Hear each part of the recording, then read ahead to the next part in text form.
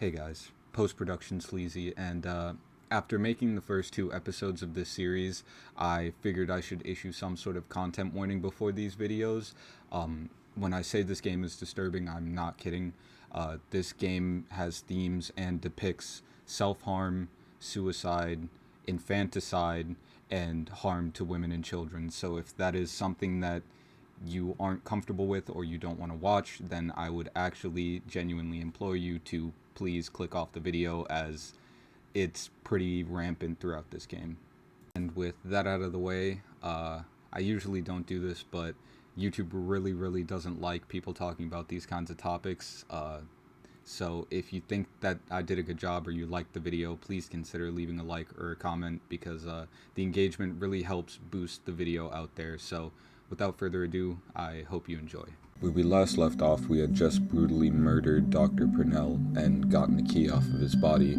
We take this key and head downstairs, unlocking the back door, and it's a pleasant change of pace, as instead of the usual dark and eerie environment with droning, screeching, and screaming noises, but instead we're treated to a bright and sunny morning with birds chirping in the background, putting your mind at ease and almost making you forget about the horrors that you've gone through throughout the night.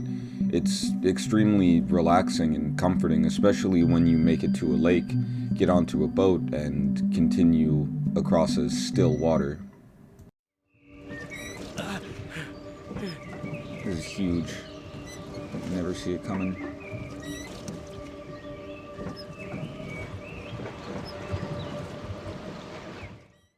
But as this game often does, this only seems to serve to lower your guard for some sort of moment of brief respite, as you're then forced to go back into a dingy apartment, and although you can still hear the faint birds chirping outside, it's nowhere near as comforting as it was just moments before. As you become more rearmed and the game throws ammo at you, you know that at any moment there's going to be an enemy that you need to attack. It's gonna throw an enemy at me at some point.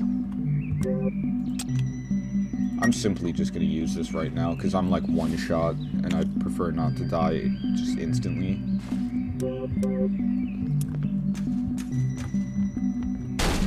Oh fuck. Oh shit. The distant bird chirping and the bright sunny outdoors are replaced with dingy basements and the heavy frantic breathing of demonic creatures as they run towards you armed with knives. You're completely overwhelmed by the numbers game. Your best option is to simply grab what you can as you try and run past. For it.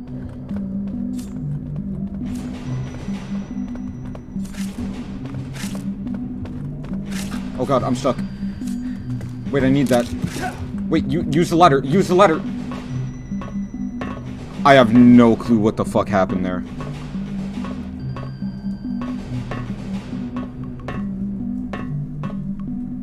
I knew it. I knew they were fucking lulling my ass into a false sense of security. They're like, oh, look at how nice and bright outside it is, and listen to the birds chirping. Isn't that so pleasant? Isn't it just so fucking pleasant? And then they pop some shit on my fucking ass. Making our way through the house, we quickly escape down a ladder. This leads us into a flooded underground basement segment where we have to swim underwater, only coming up for air in these small manholes until eventually we reach a key. Okay, hopefully this is the way out of here. Hopefully I don't need to go back, because that'd be real tragic. New paddock. That would really suck.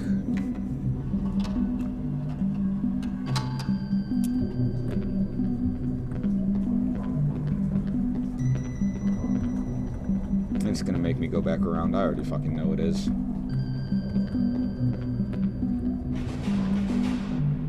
Oh, my inventory. After getting ambushed, we head back through the flooded tunnels and unlock a door. Going through the door, we once again hear the faint bird chirping and see a ladder at the end of the hallway. Heading towards it, we're filled with excitement, as we'd rather be anywhere than in these dank, dark caverns or in some sort of underground system. Heading up, we're relieved to see that we're in the middle of a residential neighborhood. Everything is nice and bright and inviting, but we quickly make a revelation that even here, Simon's not free of these demons. It's given me so much revolver, but I literally do not know where I could have gotten a revolver at. I don't remember missing one. Fuck. Got the blitz. This, along with many other things throughout the series, has really reinforced my theory from a couple of episodes ago that all of these monsters are not actually real, but instead hallucinations, manifestations of Simon's anxiety and depression, which is a very disturbing thought that even in somewhere as peaceful and as comforting as his own mother's home, he's still not free from these dark thoughts. Fighting our way through the neighborhood, we eventually make it back to our mother's house. Heading inside, though, she doesn't appear to be home. So we head further in, and as we head upstairs, we're given another cutscene.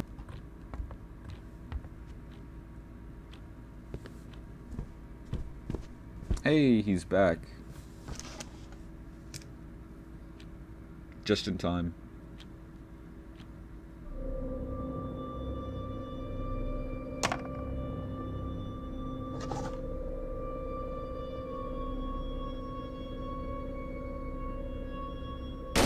Simon has committed suicide, and for the first time I feel like we're given a window into the pure depths of Simon's own mind. How truly dark and disturbed he was throughout his life. We had gotten glimpses into it before, such as the maze section from earlier on in the game, or the rusted out wall with hands coming out of the floor. But this is the first time where everything is truly distorted. There's a pitch black abyss outside of these walls with women hanging from ropes. The hallways literally writhe and slash around as if they were living tentacles. We head forward, but the pathways begin to dive straight down into nothingness. We try to find a way to progress, but every time we move forward, the environment seems to completely distort in a way that halts all progress. Everything feels hostile, and everything feels like it's out to try and trap you. All the while, over top, we have Simon's mad, distorted ramblings, screaming of how he's sick and how he needs help, only adding to this air of pure darkness. That one leads directly straight the fuck up. Okay, looks like we're going to the twisty... Okay, nope. I guess we're not. Okay, wait. Do we head backwards? Because this one leads to fucking death. That one leads to also death. Eventually making our way through this twisted labyrinth of rusted metal walls, we come across a large open area with Simon's own suicide journal spiraling up into the air, and as we parkour higher and higher, we end up in a water-filled room. We make it into the service elevator from the apartments earlier in the game and are given another cutscene.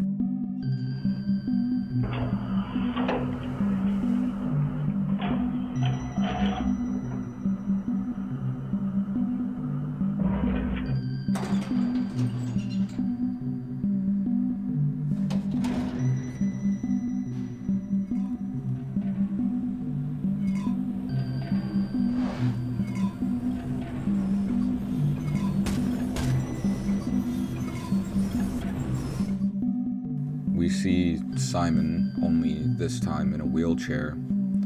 He throws boxes and planks at us with his mind, and eventually makes the whole room move, revealing two panels in the wall where enemies pour out. These enemies have long curved tendrils for heads, or potentially they're hooks, but one of them will have a flywheel as a head. You need to kill these enemies and grab the flywheel, putting it into the wall and turning it. This will slowly lower the gate, revealing Simon to us. We approach Simon and begin to beat him mercilessly. He doesn't seem to put up much resistance at all. He barely even defends himself. before eventually we push him onto the ground and begin choking the life out of him.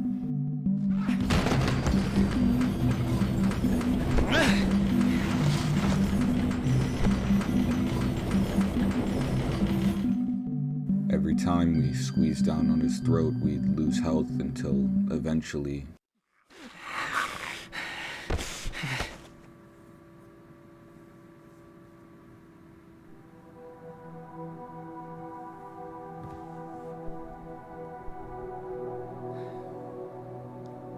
To whoever is reading this, I'm hopefully dead.